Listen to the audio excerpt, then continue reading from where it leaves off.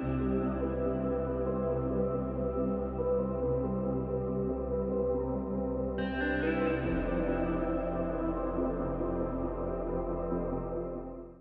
to our first YouTube video. I'm Lily and this is Luke, and we are documenting our travels in and out of our DIY campervan. Come along with us today as we visit Rutland, the UK's smallest county, and the surrounding lakes and villages on a beautifully sunny but cold winter's day.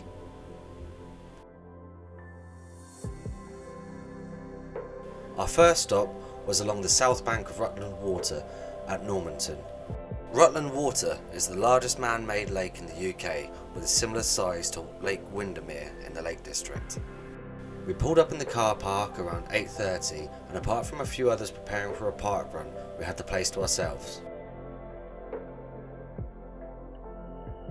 We took the time to admire the scenery, soak in the winter sun and watch the wildlife going about their business.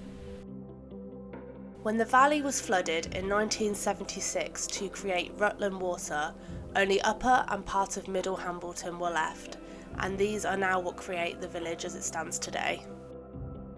Nether Hambleton, also called the Lost Village, is now under the water, a small community of houses and farms abandoned forever and frozen in time.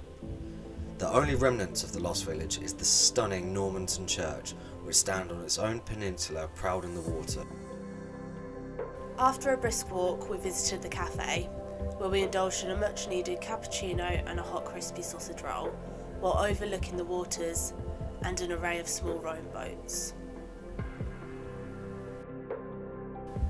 We jumped back in the van and decided to take the scenic route around the east side of the lake to Oakham, but before we made it that far we stumbled across the quaint town of Empingham and a lovely church that we had to pull over and take a closer look at. Following our quick pit stop, we carried on around the rest of the reservoir to head into Oakham. All the old roads entering the town head to the All Saints Church, and its impressive spire can be seen from all directions. Using the spire as our heading, we drove through the county town and were met with some gorgeous old buildings and small shops. However, it being a Sunday, many of these were closed. We took the small alley from Church Street into the market square, where we found the Butter Cross and stockades.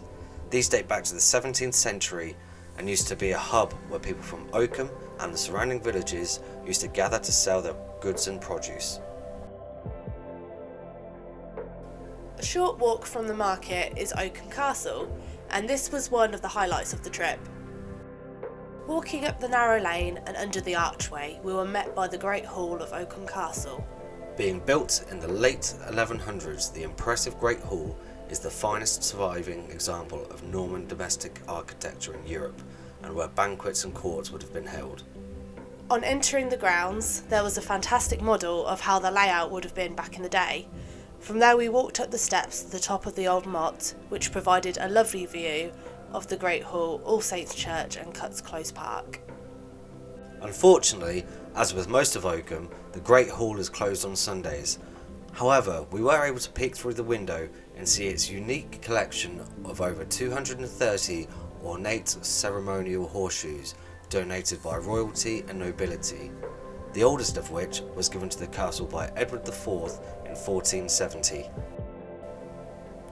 We hope you enjoyed watching, and if so, please consider dropping us a like and subscribing to the channel.